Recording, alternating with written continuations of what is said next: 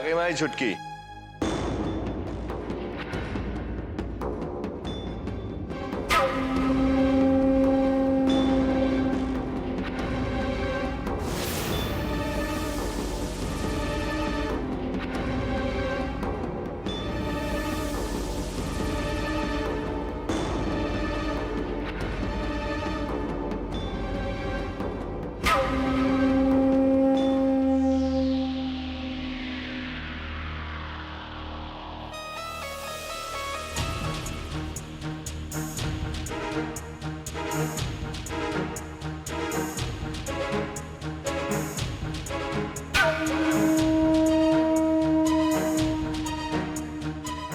बैठिया।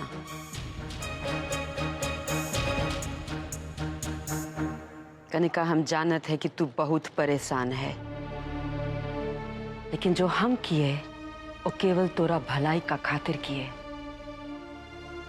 एक बच्चे का माँ होने का बावजूद तोरा बुद्धि एकदम बच्चे जैसन है। अब तक तो का समझना ही कि तोरा वास्ते भला का है बुरा का है। हम तोरा माँ हैं, तोरा प्रति अपना जिम्मेदारी कैसन भूल जाए। तोरे साथ कुछ गलत हो ही रहा हो वो हम कैसे देख सकत है। इका वास्ते हम तो का इतना बड़ा गलती करने से रोके। हमका देख, तू सिर्फ हमरे आंख का गुस्सा देख सकत है ना। हमरा मन का अंदर झांक के देख तो का हमरा इरादा समझ में आ ही जाएगा। बिटिया, तू राजपुरोहिताइन बने जा रही है और ये बकत बेमतबल भावुक होने से कोनो फायदा नहीं। कभी सोची है तू कि जब वो देव राधिका के नजदीक आत है तो काहे तो का इतना गुस्सा आत है, काहे तो बेकाबू हो जात है, हमरा बात भी नहीं सुनती। तू सोची है कभी? ये सब प्रेम का निशानी है लड़की।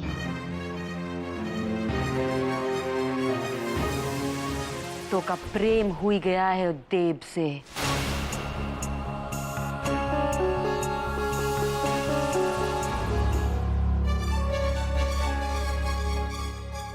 उ राजपुरोहित देव और उ लौंडे अभय में का फर्क है, तू सोची है कभी? अच्छा, हमें एक बात का जवाब दे।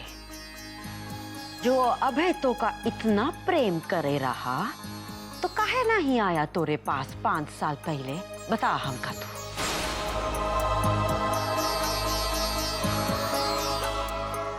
वो क्योंकि उसे लगा था कि मेरी शादी हो चुकी है। चल, ये बात चल हम मान लिए तोरा बात। तो जो ओ तो का इतना प्रेम करे रहा तो हमरे पास का ही नहीं आया तोरा हाथ मांगने को कनिका। जो कायर के जैसन ऐसन छुप छुप के प्रेम करे वो मर्द नहीं हो सकत है लड़की। और जो मर्द नहीं वो तोरा का ख्याल रखेगा? खाक। देव को देख, याददाश्त नहीं है, फिर भी हमरा खिलाफ जाए के उ राधिका के संग राजपुरोहिती बचाए का खातिर यहाँ दिल्ली में चला आया। इका कहता है प्रेम। जो मुसीबत का आगे मुंह छुपाई ले वो कैसन प्रेम रे रानी। इसीलिए हम तो का कहते हैं अच्छा हुआ कि वो अभय का किस्सा तोरा जिंदगी से हमेशा हमेशा के लिए खत्म हुई गया।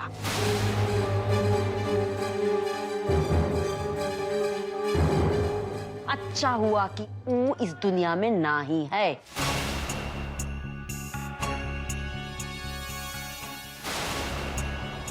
देख बिटिया, हम जानत हैं तू सोचे रही कि ऊ तो का देव से ज्यादा प्रेम करत है। इका खातिर तू जाना चाहती थी ना उनका पास। इससे ज्यादा बेवकूफी का कोनो बात नहीं। परसों तोरा शादी है ऊ देव से। उका बाद तुम दोनों हमेशा हमेशा के लिए साथ हो ही जाओगे। उका बाद हम अधिकार से उ राधिका को देव का जिंदगी से बाहर निकाल फेंकेंगे। इस घर में फिर ना उ राधिका होगी ना उ पुरोहित परिवार। देव का ध्यान सिर्फ और सिर्फ तोरे पे होगा। फिर तो ओका तो से प्रेम करना ही पड़ेगा ना। सोच सोच, देव से शादी करके तू हो जाएगी राजपुरोहिताइन। जो मान सम्मान उ राधिका को मिलत है ना, तो का मिलेगा। तोरा दर्जा कोनो महारानी से भी ऊंचा होएगा। सोच सकत है? जहां तू चलेगी लोग तोरा पैर छुएंगे, सोने चांदी में तोलेंगे तो का।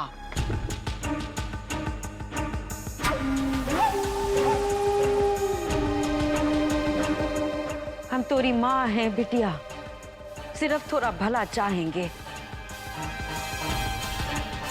इका खातिर हम तो का कहते हैं, अपने अधिकार का रक्षा करना सीख, अपने दिमाग का इस्तेमाल कर।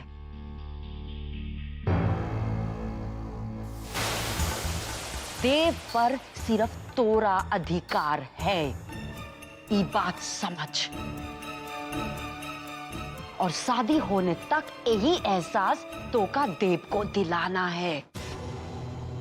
शादी होने तक कोनो बेवकूफी का कदम नहीं उठाना है बिटिया, समझी?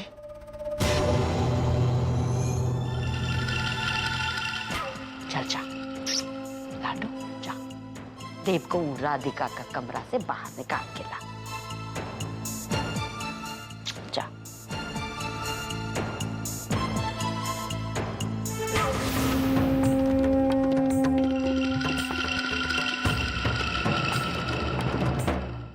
आप जाइए ना, आपको आगरा जाने के लिए देर हो रही होगी।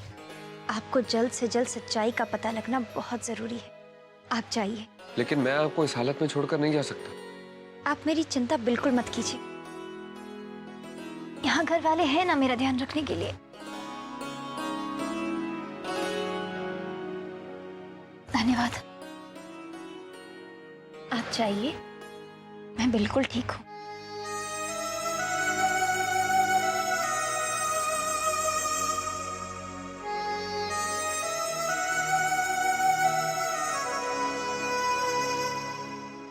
आप बिना वजह परेशान हो रहे हैं। अच्छा देखिए, मैं उठ भी सकती हूँ और चल भी सकती हूँ। आपको यकीन नहीं आता ना? राधिका जी,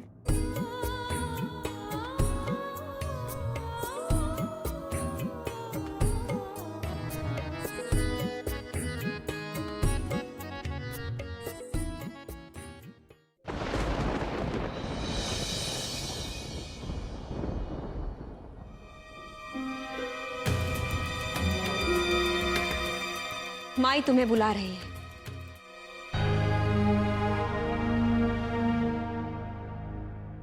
चलें अब? आइए आइए दामाद बाबू, हमको आगरा में निकलने के लिए देरी नहीं करनी चाहिए।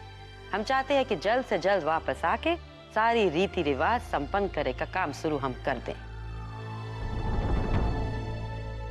उतना समय में आप अपना घर जा ही सकते हैं, अपना दोस्त रिश्तेदार से मिल सकते हैं।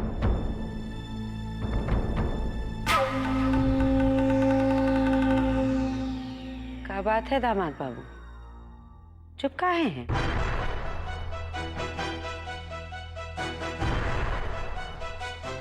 कब है बाबू, शादी करने का प्रोग्राम तो नहीं बदल लिया है कहीं?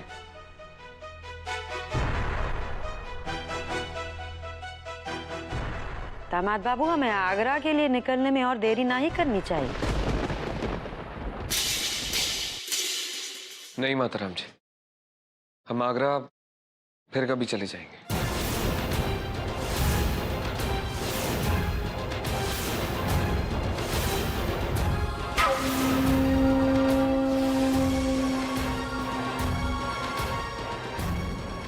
अबे लेकिन तुम्हें तो जल्द से जल्द आगरा जाना चाहते थे ना, अपने बीते हुए कल का पता लगाना चाहते थे। उन चीजों का पता लगाना चाहते थे जो तुम्हें परेशान कर रही हैं। फिर अचानक अपना फैसला क्यों बदल दिया? वो कहा ना छुटकी, राधिका जी का तबीयत ठीक नहीं है तो इनका यहाँ रहना बहुत जरूरी है।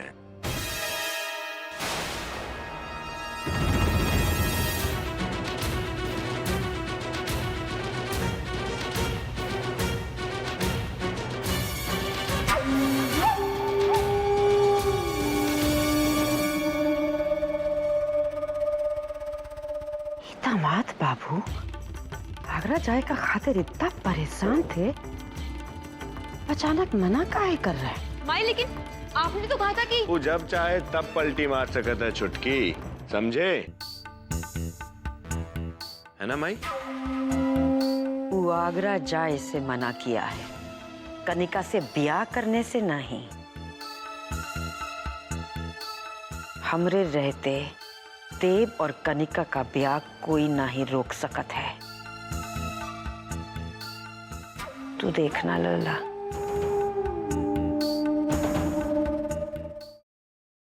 सुनिए भाई साहब,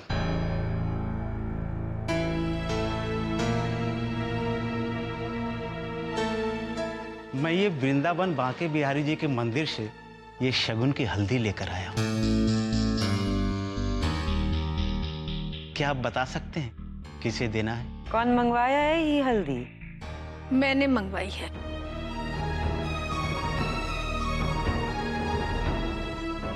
दादी माँ राधे राधे। उषा, ये लीजिए। नहीं नहीं दादी माँ, इसकी कोई जरूरत नहीं है। मना मत कीजिए, ये शगुन का नेक है। राधे राधे। माता जी का है ये शगुन की हल्दी है, ये हमारी खानदानी परंपरा है।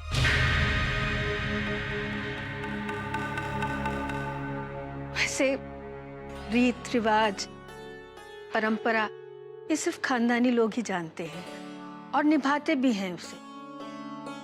शादी ब्याह में हल्दी की रस्म का बहुत बड़ा महत्व है और ये रस्म तभी पूरी होती है जब लड़के वालों के यहाँ से हल्दी आती है और लड़की को चढ़ती है। ये भी कहते हैं कि इस हल्दी का रंग इतना चढ़ता है कि लड़का लड़की की आने वाली जिंदगी बहुत खुशहाल होती है। इसीलिए तो हमने राधिका के लिए बांके बिहारी जी के मंदिर से हल्दी मंगवाई है। वैसे इस शादी में कनिका के लिए हल्दी कौन भिजवा रहा है? उसकी चिंता आप मत कीजिए माता जी। जौन लड़के से हमारी कनिका का ब्याह हो रहा है, ऊपर हमारी बिटिया का ऐसा रंग चढ़ा है कि ई हल्दी के रंग की कोनो जरूरत ही नहीं। किसका रंग कितना चढ़ता है और किसका उतरता है पता चल जाएगा।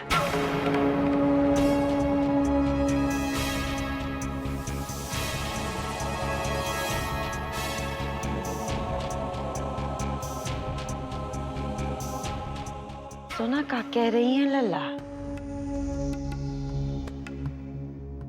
ये हल्दी की रस्म का बहुत महत्व होता है। अनजाने में जो पते का बात कह गई हैं, उसका हम व्यर्थ नहीं जाने देंगे। अब हम अपनी बेटी का ब्याह में कौनो कमी नहीं छोड़ेंगे। हर रस्म, हर रीति रिवाज, हर अरमान पूरा करेंगे लल्ला। और सुन रे लल्ला, ये जो रस्म का हल्दी आया है लड़के वालन की तरफ से, वो बिहारी जी का मंदिर से, किसी भी हाल में हमरा कनिका को ही लगेगी, राधिका को नहीं। वो चांदनी चौक वाले मानिक चंद है ना, उनसे कह दे कि देव और राधिका की शादी में कोई कमी नहीं रहनी चाहिए। जी बिल्कुल सही कह रहे हैं माँ जी। हमने भी इस ससुर डेकोरेशन वाले को बोल दिया कि एकदम ताजे फूलों की सजावट चाहिए पूरे घर में। अगर कुछ भी गड़बड़ हुई तो हम सुनेंगे 3 बात, तो तुमको सुनाएंगे 30 बात। और मैंने शास्त्री जी के परिवार को भी कह दिया अरे ये तो आपने बहुत अच्छा किया माँ जी। दादी माँ, ये अपने हाथ में क्या छुपा रही हैं आप? ये हमारी राधिका के लिए शगुन की हल्दी। अरे ये आपने कब बनवाई? बनवाई नहीं बहू, ये तो मैंने खास बांके बिहारी जी के मंदिर से मंगवाई है, वृंदावन से। अरे भाई, हमारी राधिका को ऐसी वैसी हल्दी थोड़ी ना लगेगी। मैंने पंडित जी से निवेदन किया तो उन्होंने कहना के प्रसाद स्वरूप ये हल्दी भिजवा दी। ये सोचो कि कनिका जो हल्दी लगाएगी उसका तो कोई महत्व ही नहीं है, क्योंकि इस रस्म की मान्यता तभी होती है जब हल्दी लड़के के घर से आती है और लड़की को लगती है। और जब हल्दी नहीं होगी तो शादी किस बात की? ठीक कह रही हैं माँ जी आप। वैसे भी देव और कनिका की शादी तो कभी हो ही नहीं सकती, क्योंकि जिंदगी का सबसे बड़ा रिश्ता कभी भी झूठ के आधार पे खड़ा नहीं हो सकता। और माँ जी, शादी का बंधन 7 जन्मों का बंधन होता है ना। एक बार अगर आपने किसी के साथ 7 फेरे ले लिए तो जाने अनजाने ही सही हर जन्म में वो जीवन साथी आपके साथ ही रहता है। और ये बंधन हमारे देव और राधिका के बीच पहले ही बन चुका है ना माँ जी। संबंधपुर से खास न्योता आया है। इतनी पुरानी जान पहचान है कि अगर नहीं गए तो उन्हें बहुत बुरा लगेगा। लेकिन देव राधिका की शादी की तैयारियां करनी है, कितना सारा काम है। हमारा जाना तो मुश्किल ही हो जाएगा। मेरे ख्याल से देव और राधिका को भेज देंगे। पर माँ जी, ऐसी हालत में देव और राधिका का जाना तो संभव हो ही नहीं पाएगा। नहीं वैशाली, मुझे पूरा विश्वास है कि अगर राधिका ने देव को जाने के लिए कहा तो कभी मना नहीं कहेगा।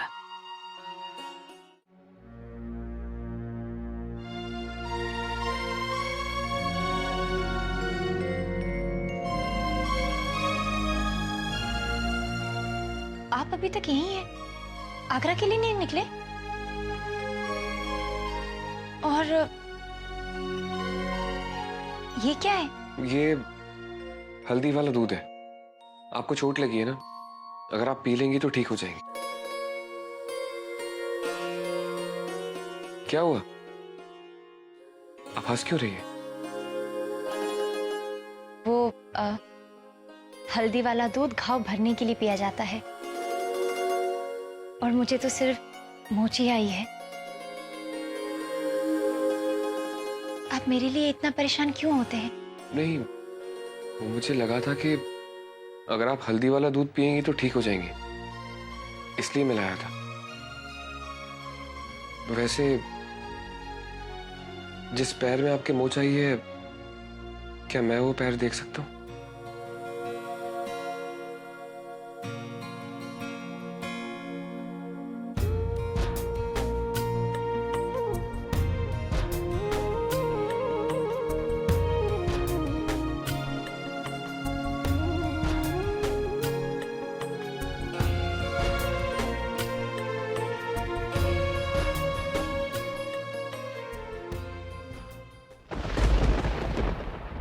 सैया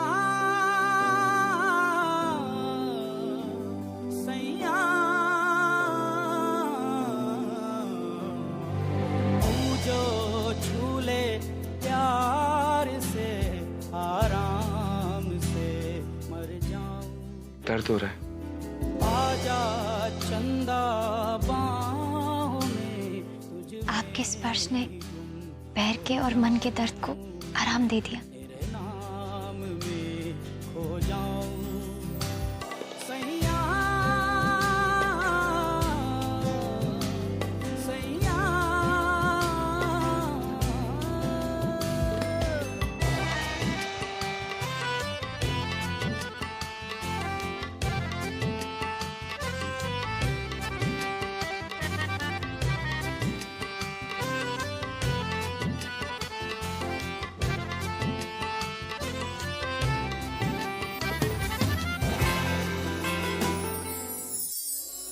अब आप आराम कर लीजिए, और ये हल्दी वाले दूध का ग्लास मुझे दे दीजिए। मैं वापस लेके जाता हूँ। बेकार में मैंने आके आपको परेशान कर दिया। लीजिए। आप ऐसा क्यों बोल रहे हैं? ना मुझे आपकी कोई बात परेशान करती है और ना ही आपकी कोई लाई हुई चीज मेरे लिए बेकार है। अगर आपको आराम ना है तो मुझे कह दीजिएगा, मैं डॉक्टर को बुलवा दूंगा।